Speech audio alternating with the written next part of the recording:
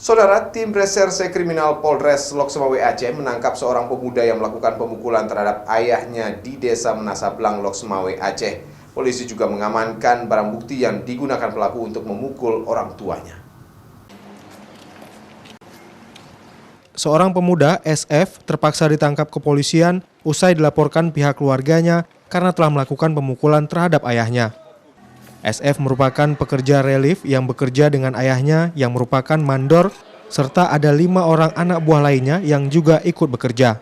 Kejadian itu terjadi ketika SF meminta uang kepada sang ayah untuk membayar gaji anak buah lainnya.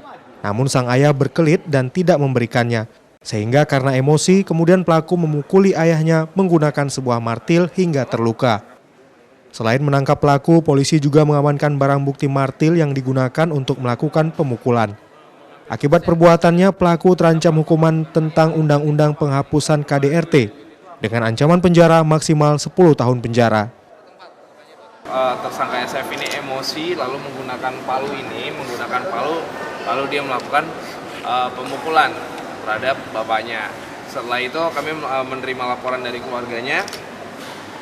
Setelah menerima laporan dari keluarganya, pada saat keluarganya melaporkan, yang dilaporkan pada kami bahwa SF ini sudah kesurupan, katanya seperti itu. Setelah kami lakukan pengecekan, pemeriksaan, bukan kesurupan. Tersangka SF ini hanya emosi saat lalu dia melakukan pemukulan tersebut. Lalu tersangka ini kami tangkap, kami lakukan penangkapan dan kami lakukan penyidikan di Satreskrim Polres Lok Sumawe. Tersangka SF ini emosi lalu memukul sang ayah menggunakan martil. Laporan keluarganya bahwa SF ini sudah kesurupan, namun hasil pemeriksaan ia hanya emosi sesaat. Zikri Maulana, Kompas TV, Lok Sumawe.